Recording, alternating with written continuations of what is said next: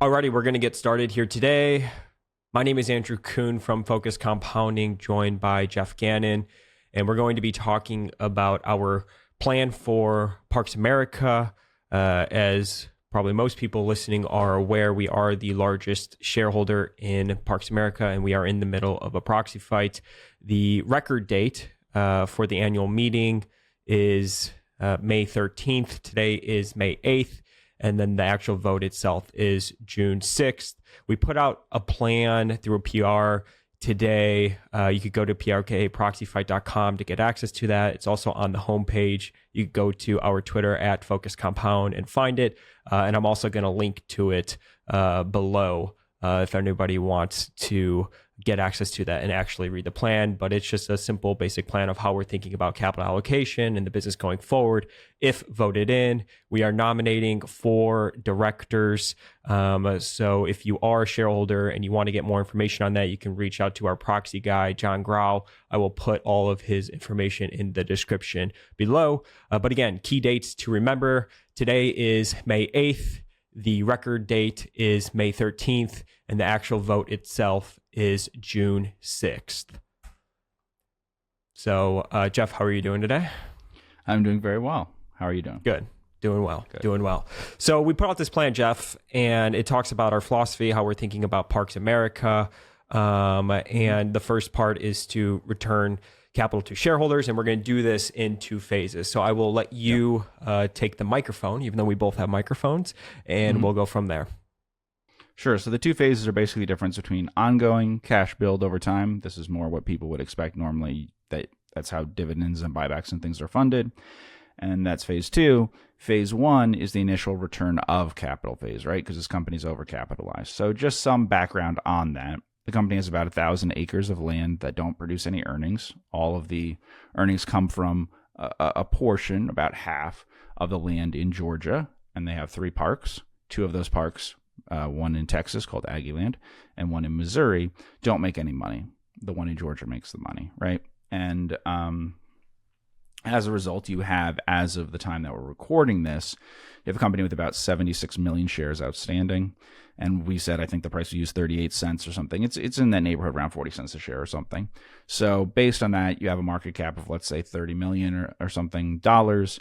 And you have a balance sheet of about $20 million.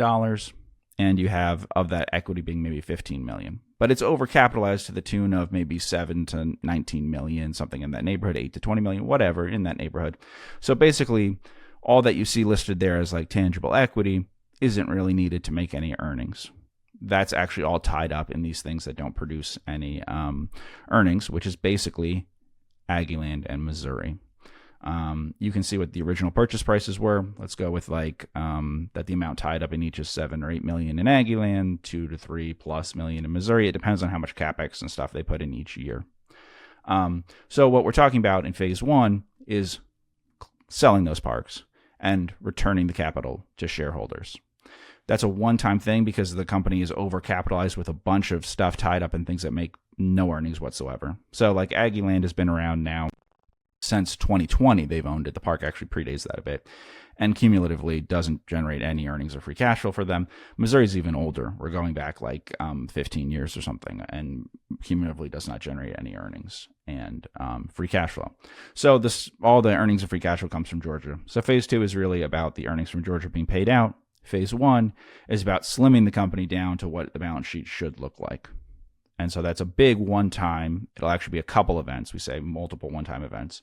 So it'll probably be 2 or 3 events of the actual payouts of it. And those payouts may come in the form of stock buybacks, which would be tender offers, because stock's highly liquid. There's no way to buy back in the market. And special dividends, right? And then the other thing to keep in mind is that these subsidiaries in Texas and Missouri have never really earned money, and were purchased at pretty high prices versus their market value today, pretty similar prices. So there isn't really there won't be a meaningful tax impact here. What I'm saying is what you see them on the balance sheet at is a pretty good estimate of what they would be sold for and paid out in terms of buybacks and dividends. So the numbers we're talking about with phase 1 are basically all funded with those 2 parks being sold off. And then also what we'll discuss is the possibility of having net debt on Georgia, which the company obviously doesn't have right now, in part because the poor performance of the two other parks, and that's where a lot of the capital is tied up, whereas after this, the capital won't be tied up in those things. So those are the differences. 2 parks to be sold and money to be borrowed, and that's where that would fund all of the phase 1 stuff. And then phase 2 is funded based on earnings going forward. That's much more normal. People expect, okay, they use buybacks and dividends are from their earnings each year. That's phase 2. So the phase 1 is the initial one-time stuff. Phase 2 is the ongoing stuff. So with phase 1, the 2 unprofitable parks, which we just discussed, they obviously won't be sold on the same day and stuff, right? So it'll just depend on how long it takes and how big each one is. Missouri's quite small compared to the company's total balance sheet and stuff. And so we're talking about something which is, it is less than 20% or something of certainly the market cap and often of the balance sheet, right? So if you sell Missouri first, you may not immediately have an event that pays out and stuff. It would depend on the company's seasonal cash build and all of that, because these will be consolidated into a few events. Like I said, I don't think more than 3. And then Aggieland, obviously, there would probably be an event after that. So Aggieland is that's a very big item for the company. It's more than a third of the company's balance sheet. It's a huge amount of the company's equity, and it's still a good chunk of the market cap and stuff. So that's something where a quarter of the value of the company in the market would be liquidated in whenever that happened where you sold Aggieland. So that would probably be more a trigger for actually the large tender or dividend happening sometime around then. And then the other one that is leverage to Georgia. That's something that probably won't be done immediately. It's something that might happen more after other parks are sold and there's some cash on the balance sheet and stuff. It's much easier to be in that situation to do that. And Georgia needs to be improved too. But the main thing is getting cash inflows from Aggieland and Missouri sales before you can do that part of it. And then what we talked about is paying out all cash beyond what's needed to maintain a prudent leverage ratio. We just gave it as an example, 3 times net debt really to EBITDA. And that's just talking about the Georgia park. That's not a prudent level if you own parks that aren't very good like Aggieland and Missouri, but it's a normal level in the industry for people to use when you have a park that makes money every year. On that basis, though, I do want to mention that that will be obviously a net debt situation, and people should not assume that it would ever be that the company will be run down to the point where it has almost no cash and then it borrows, debt, where say if you wanted to have $2 million in net debt or something, you would never have $2 million in debt and $0 almost in cash. What you'd have is $5 million in debt and $3 million in cash, and the debt would be due over a period of several years, and the cash would be in something that matures every 3 months, like T-bills or something. So that's really how it would be. You would never get down to running the cash levels that low. In fact, we wouldn't run the cash levels lower than the company runs them now. The company would be more leveraged than it is now, but it'd be more liquid than it is now. They actually run it with lower liquidity than we would, but also lower leverage. And then pay out all cash beyond what's needed to maintain that prudent leverage ratio. Right? Yep. So that's where people figure that out to understand how big could phase 1 be, right? Here we say phase 1 is expected to be no less than 10 cents per share and no more than 25 cents per share. And the stock, like we said, is maybe 38 cents or something right now. So that's round numbers. It's actually a little bit bigger than 25 to 65% of the current market cap. That's not a bad guess, but that's a very wide range, right? So that's based on just things that are pretty certain that with even if a bunch of things change in the world, would happen fairly soon. Whereas in other stuff, right, the financing environment changes dramatically. The Fed raised rates a lot in the past few years. What if rates doubled again from here? Then that would make it harder to do deals and things. And so it could slow down how quickly things are sold and for what amounts and stuff. But the low end of that range is, very achievable and very fastly achievable. So the higher end could take a little bit longer to happen. But like I said, it's a one-time thing, and it'll obviously be funded. People can do the math between those 3 things. So it depends on the EBITDA of Georgia, because obviously that's what's going to be used. That's what anyone's going to be looking at in terms of financing it. The bank is going to look at what's the EBITDA of the good park that way. And then the other two, what are the sale prices of them, right? And then the net proceeds of that. There'll be some costs associated with closing and selling off parks. But for the most part, it's not too unrealistic to think that the numbers you see in accounting terms on the balance sheet and stuff are pretty close to what it would net out to be, that some items will come in a little bit stronger than you might expect when liquidating them, and that will offset some of the costs of liquidation. So those are pretty good guesses from that. So you can see that most of what I'm talking about, the 10 to 25 cents per share, or the 25 to 65% market cap, however you want to say it, is basically just when and for how much Aggieland and Missouri are each sold. Aggieland being about possibly 2.5 times more important than Missouri in terms of that mix, right? It's not a 50-50 mix. It's a little more important what Aggieland goes for than Missouri. And then we just talk about what the actual way it will be paid out is, right? So it'll be paid out is probably two different ways. Stock buyback, which would be a tender in this case because there's no market for the stock. There's no liquid market, that you can go out and buy regularly in the market. And then special dividends, not regular dividends. And there would probably be one tender offer. I don't know that's definitely only be one, but probably because you would be able to gauge what interest it is in selling the stock from that one tender offer and shouldn't expect the shareholder base will turn over enough that it would matter that you get a very different response from another tender offer. And then you probably have one or two special dividends. With the tender offer, it's worth keeping in mind that you have a major shareholder in us. We own close to 40%. We own about 38.5% of the stock.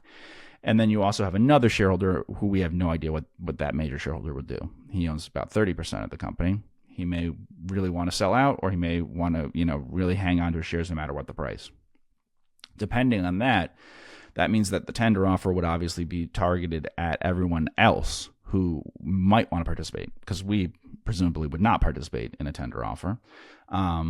We wouldn't do a tender offer unless we thought it was a good deal for continuing shareholders. So we want to be participating in the tender, in selling our shares into it, which means that the bang for your buck you would get is much bigger in that, say you went to buy back 25% of a market cap.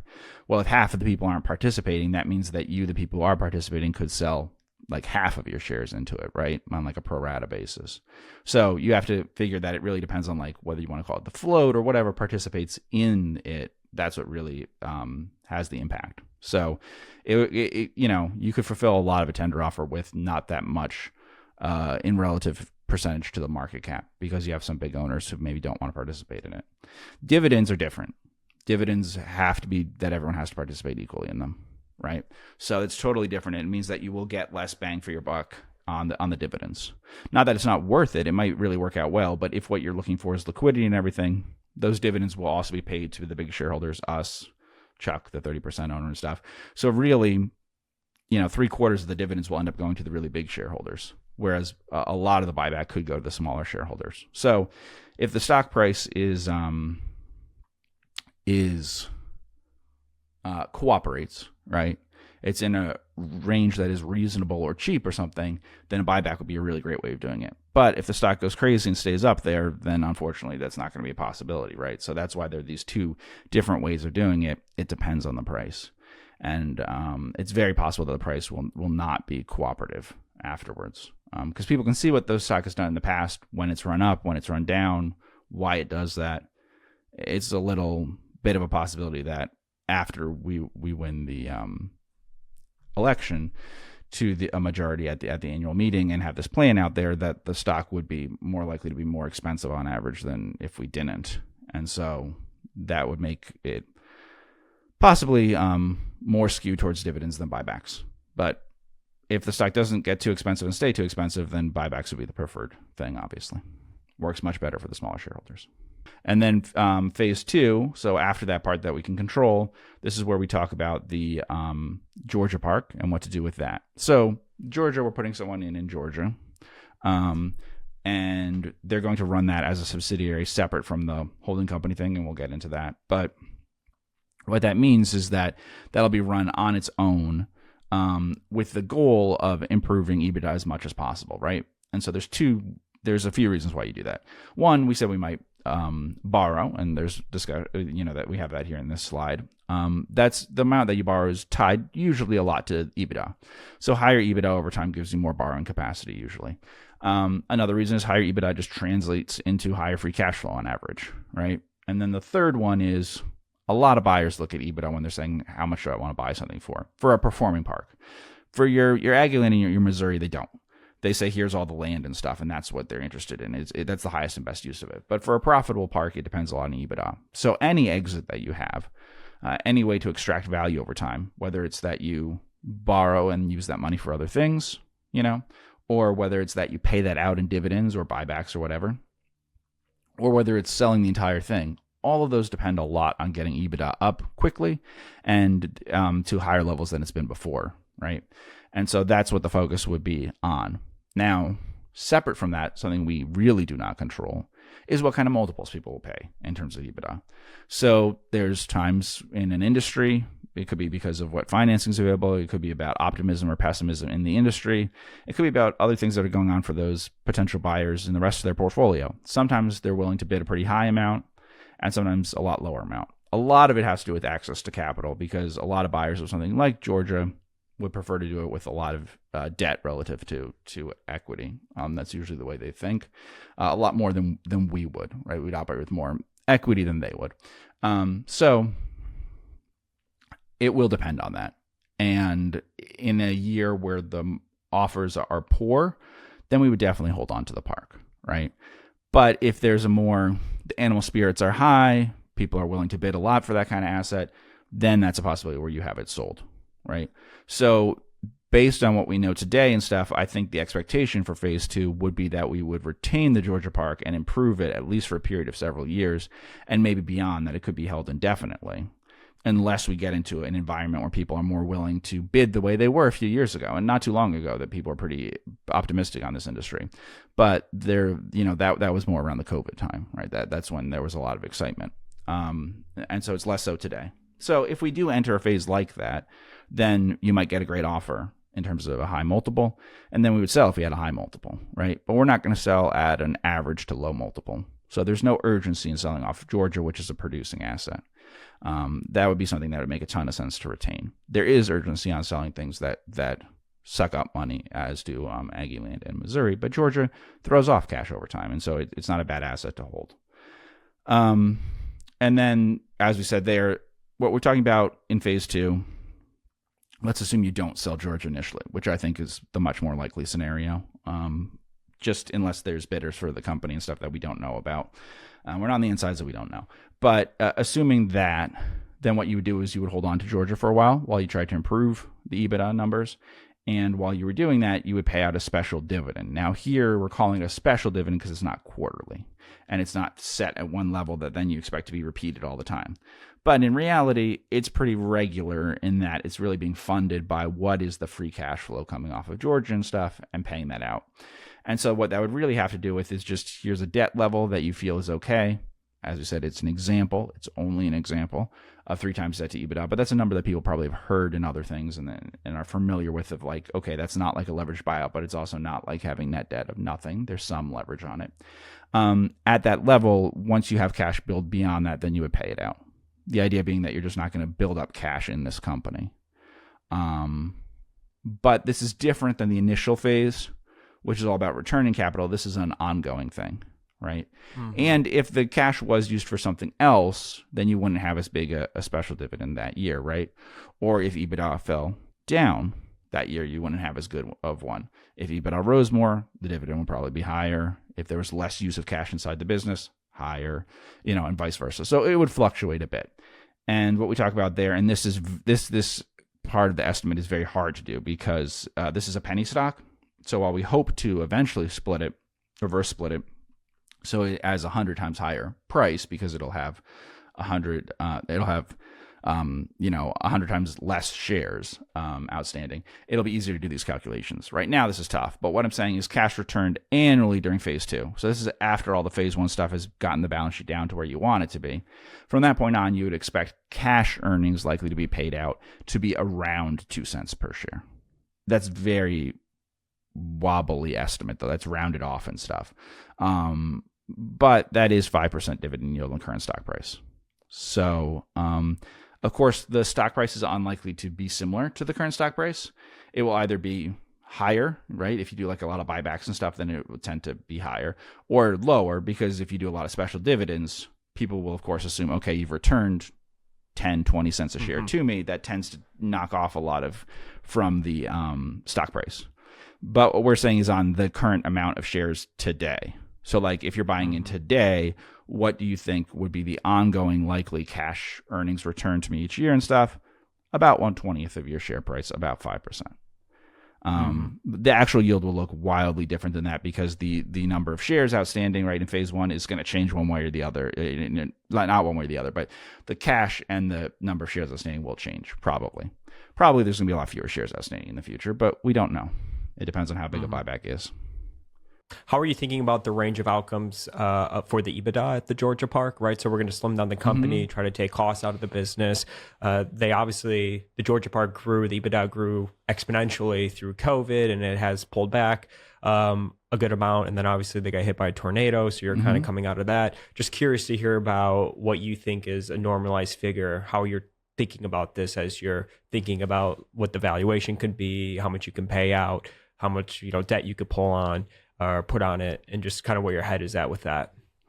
Before COVID, EBITDA at Georgia was about $3 million roughly, and the company will get better on that park, which will be its own subsidiary, will look better in terms of expenses pretty fast, like advertising, for instance, and things like that. That will decline a lot, and so it'll look better on that basis. However, the park is not doing as well competitively as it was before COVID, right? Because anyone can see that, because they can say, okay, what's inflation? Well, you should be doing 1.2 times or more higher in terms of revenue and everything else, even if you're doing the same sort of numbers in terms of attendance and amount of food and beverage that you're serving in real terms and everything. So clearly declined since COVID. And then also your expenses are up, right? So even if it's a large fixed cost company, a large fixed cost operation, so it's a lot less efficient in those things. So it'll take a while to turn around. Someone new will come in with a lot of experience running other amusement parks, and they'll be incentivized, as will the team at Georgia, totally with bonuses driven by improvements in EBITDA. So they stand to make a lot of money if they improve EBITDA. A lot of money in cash and upfront, right? So they're highly incentivized that way. But that doesn't mean that it will happen. So we'll see. I think that this year will be bad. And then as we lap some of those numbers and stuff, you'll see things improve. And I think you'll see them improve first on the expense side and only later on the revenue side. So it'll take a little while. And that's why I think that Georgia will look better in 1 to 2 years than it does today, assuming we implement the things we're talking about. That's also why I think it's actually best not to sell the whole company now, or to try to sell Georgia immediately. I know there's people who want to do that, and that's fine. I just think it will look in much better shape, just in terms of it'll be more efficiently run in a year or two. Just because it's deteriorated a lot in terms of efficiency. People can see that in the costs and everything. It used to be able to make more money on the same amount of revenue than it does now, and that's deteriorated a lot over the COVID period, basically. Let's talk investor relations. So you already hit on the reverse stock split, 1-for-100. We do think that's something that shareholders want, and so that's something that we've talked about. Do you want to give a summary on that, and then we could hit the rest of these as well? Yeah. Why we think it's important. So if you look at how the stock trades, there's almost never trades of less than 100 shares, right? Yeah. It's a penny stock, and most people own a lot more shares than that. In fact, there's even small shareholders who might think that they own very, very few shares, even though they own 1,000 or something instead of 100, what we're talking about here.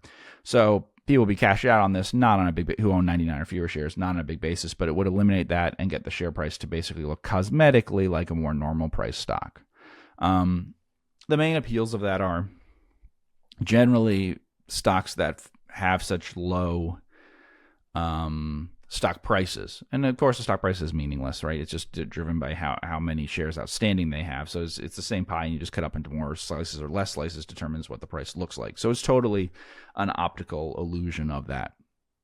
But it gives the perception with some people that it is a more speculative company, because it is in a class in terms of share price, when you're talking 20 cents, 40 cents, whatever, that these are very speculative companies there. So it's the highest quality company trading it for such a low price, right? You can just look, there's no company of this quality and of this longevity and everything that other companies that trade at these same prices. So it turns some people off of it and attracts people who are more speculative in their approach to it and who don't think seriously about what it's worth longer term and all that.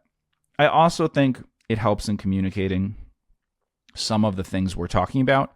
And I wish that it was already reverse split 1-for-100 when I present these things to you about things like the dividend stuff. It's very difficult to talk to you in terms of saying about 2 cents or something, because then people think, oh, 1 cent or 3 cents, that's pretty close to 2. No, it's radically different. And you would see that if it was $2, if a dividend was $2 or $1 or $3, you would know, oh, those are hugely different numbers. When I say 2 cents, it messes with your mind. It makes you think that that's not a big difference. And so it's much harder to present this plan in a clear way when we're dealing with numbers that look so small to people, because we have this tendency to use cents and round that off instead of saying, 1.3 cents, it's easier for people to think 13 cents, So it's just a question of moving it in terms of an order of magnitude or two in this case.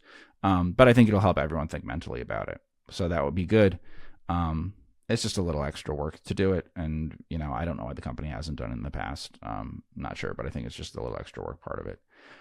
Add a head of investor relations. So obviously we're getting rid of the CEO job. I mean, so people know that, at corporate and stuff, there's some jobs that will be gotten rid of in terms of base salaries of people. And as we'll talk about later, those roles will be split sort of, so that you have someone who's running a park and making a lot more money there on the operating side. If they do a good job, they'll make a lot more money. Their base salary isn't a lot more, but, and then you have someone, me, being unpaid at corporate doing those things. That means there'll be some money available for doing other things from that with the same level of corporate expenses or less. And what that will go into, in part, is a head of investor relations. And that will be doing things that is quarterly earnings calls we talked about. The company now says it does quarterly earnings calls, so it doesn't do Q&As, and it didn't do quarterly earnings calls before we said that we were going to. So I don't know if they really will continue with that or not. I think they just said they were doing that for the proxy fight.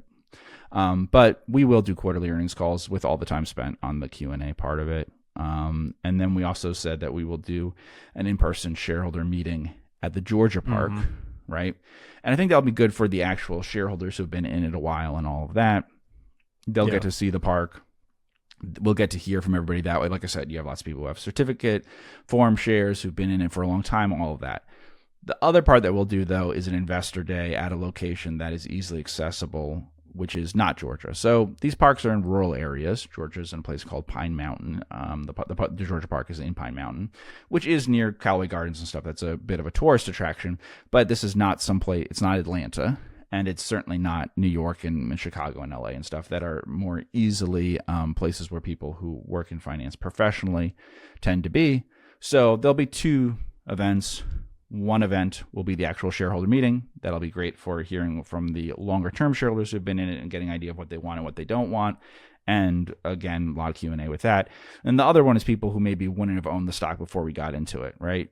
And so that will be more the investor day, is that now that this company is changing so that it has a financial orientation rather than just being run more like, however the large shareholder Chuck and stuff just wants to run it for whatever purposes. It'll be run now more like to be responsive to what shareholders in public companies generally want, right? And so a lot of that is they want financial results that are pretty good over time. They want dividends, they want buybacks, whatever. Now that people might get interested in that, that's all we'll have an investor day. So it's more for people, and it'll be someplace else that they can get to more easily and that they congregate naturally and stuff. And so that will allow those people to get interested, and that will change the shareholder base over time as people become more interested in that, whereas they might have been turned off by previous management control shareholder, whatever you want to call it. Yeah. And then we can talk about the way that the breakdown is going to be in management now, who will run what. I think here maybe it's important to talk about the history of the company and everything so that people understand this, because this is a little bit confusing. The company is totally remote right now. And so as a result, you see certain people saying they're the CEO and stuff. They're not really the CEO exactly. What's happening is they're running the public company part of it and doing all the public company CEO things you'd expect, but they're actually not running the biggest operating subsidiary and stuff on the ground being there. And so there's several layers there of how that's run. A lot of companies generally do it where you have a CEO type person and then you have these GMs at each of the places. And that's not really how this company does it, right? So the difference here is that you obviously have the 2 non-performing parks, which will be sold off under this plan. And then you're going to be left with 1 operating subsidiary, right? Which is the Wild Animal Safari in Georgia.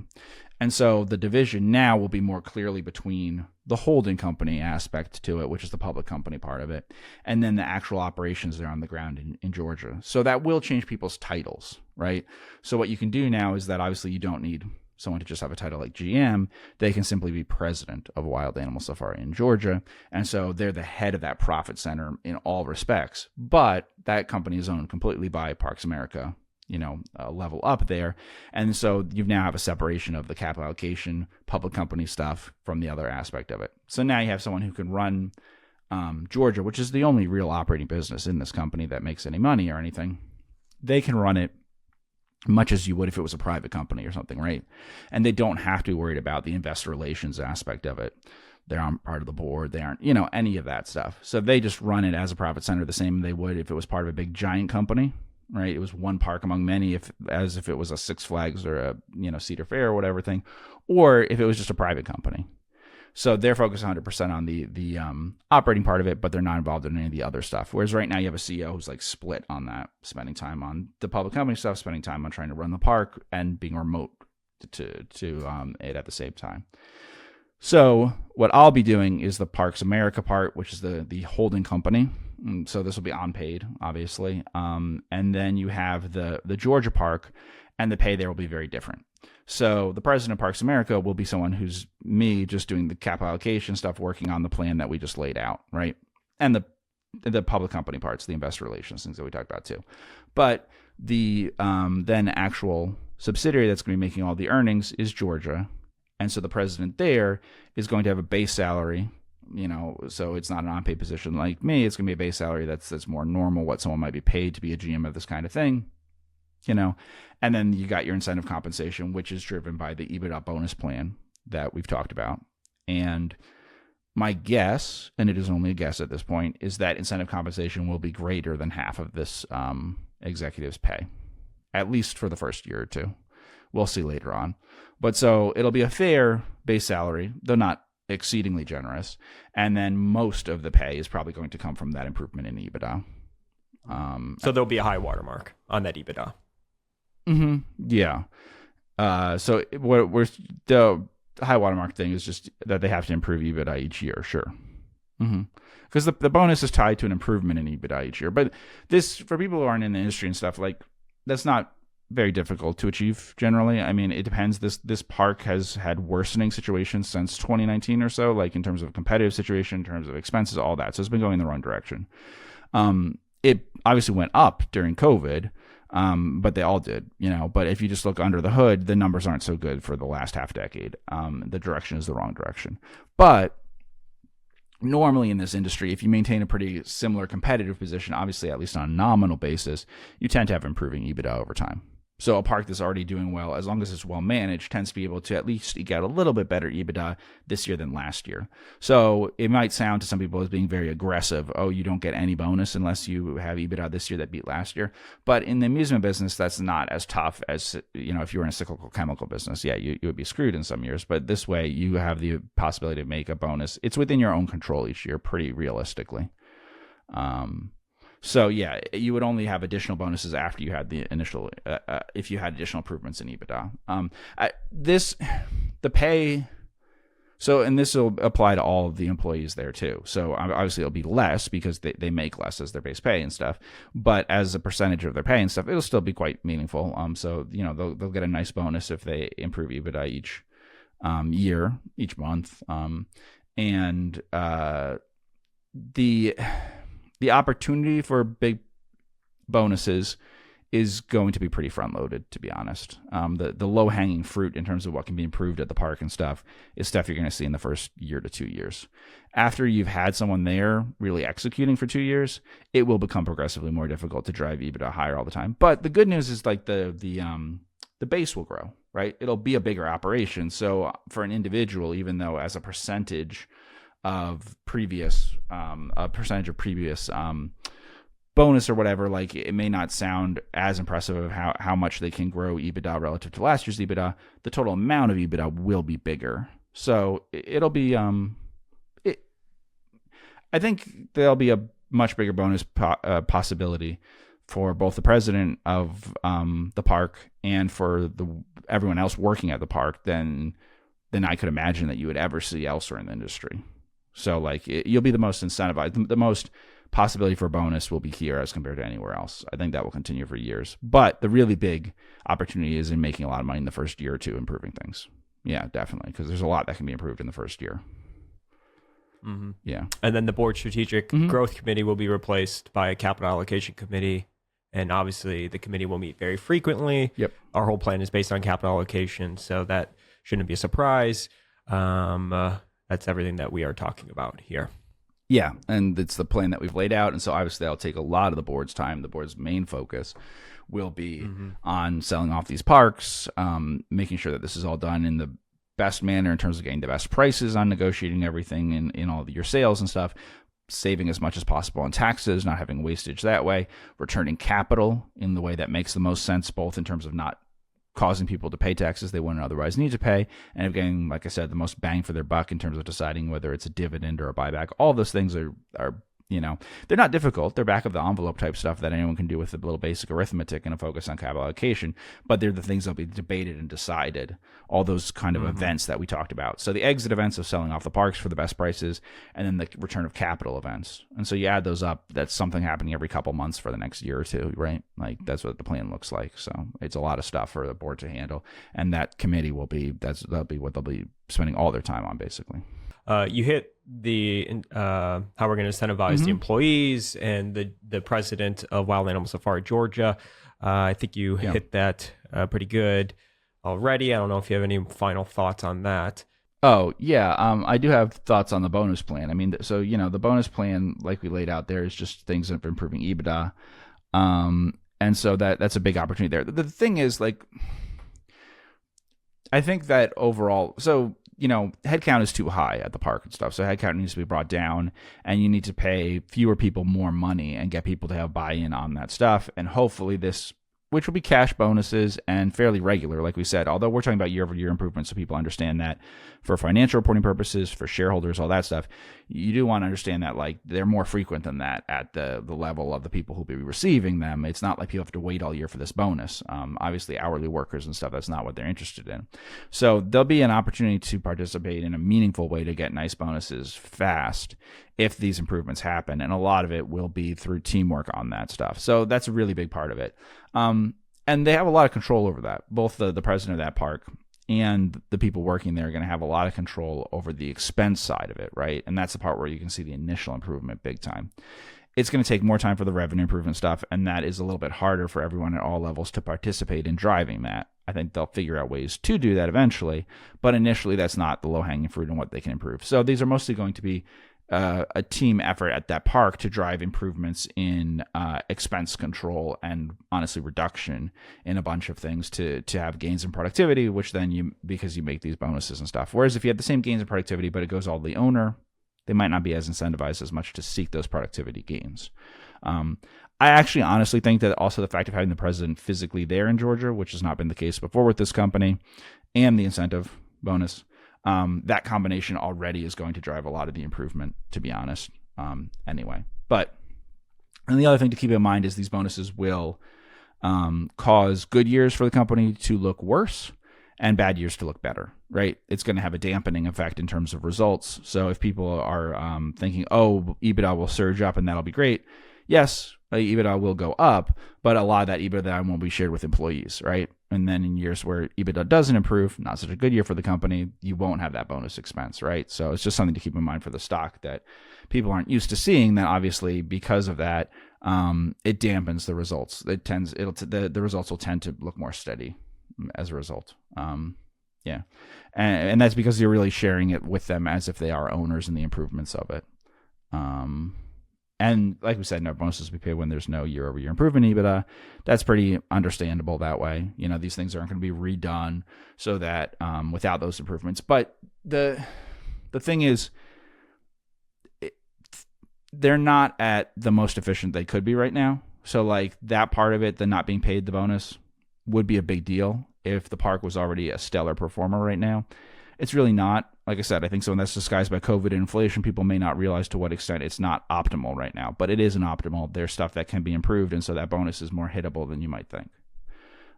So I think you can achieve those goals and have a realistic chance at bonus, just because you're starting from a spot that is not, there's fat that can be taken out of the business and things that can be improved. So I think that will be exciting for the people there, obviously. And that's the thing that is most exciting to me for implementing and stuff, that I think will get the best results. Unfortunately, I think for the vote, who cares, right?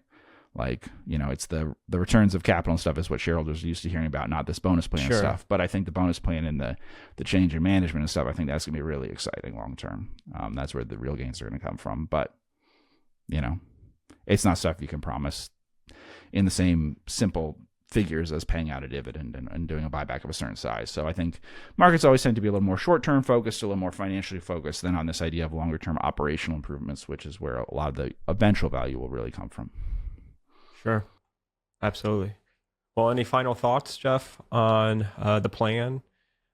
We hit on a good amount of it here today. Like I said, we put it out in a press release. It's on our website, and now we're also doing a video/podcast on it as well. Any other general thoughts? Sort of batting around. My general thoughts are the same as like we talked about to wrap up last time we did a podcast on it for the special meeting where we got a majority. So it worked out well. But we got to do the same thing again. And my ending thoughts are basically the same, which is, look, like we said, not taking payment for anything we're doing here. What we get paid for is performance of the fund, and the fund owns the stock. And so if you have the dividends and the stock price go up and stuff, then we will make money off of that, because we have a fee structure which is there's no management fee. So it's based entirely on an incentive fee for us, which is just stock performance, right? So we might be right, we might be wrong, but we're 100% financially motivated. And so our focus is on that financial alignment with the shareholders, right? About that. That's what we're trying to do, is get you a financial result. And then the other one is on the shareholder aspect of it, that we'll hold these annual meetings and stuff, and we'll have votes. The big difference here is that basically it's broken down to the point where it's just a fight between us and Chuck. The rest of you've already seen a bunch of people have quit the board, that you have people that aren't going to be the same people. Next time you obviously see that there's John Gannon isn't there anymore. Dale isn't on the ballot. They threw me on their side of the proxy, right? So it's no longer a point where it's even the same board that it was when we started this. The other side's interests, I don't know what they are, but they aren't just financial, and they aren't going to hold annual meetings in the future, right? So this will be your last annual meeting if that side wins. You could see that because people can see in court that after they performed badly at the special meeting, they wanted to dilute the stock, right? To avoid having to have this annual meeting. They wanted to not hold the special meeting. They only held they only hold the annual meeting to avoid having the special meeting, but we didn't not have it, right? So I don't know if it will work out better or worse for you depending on who wins. I know that it won't be run with financial objectives in mind, and that you won't get to vote again if the other side wins. And with our side, that is what you'll get. We'll run it for financial reasons, and you'll get to vote every year. So I think that's the difference.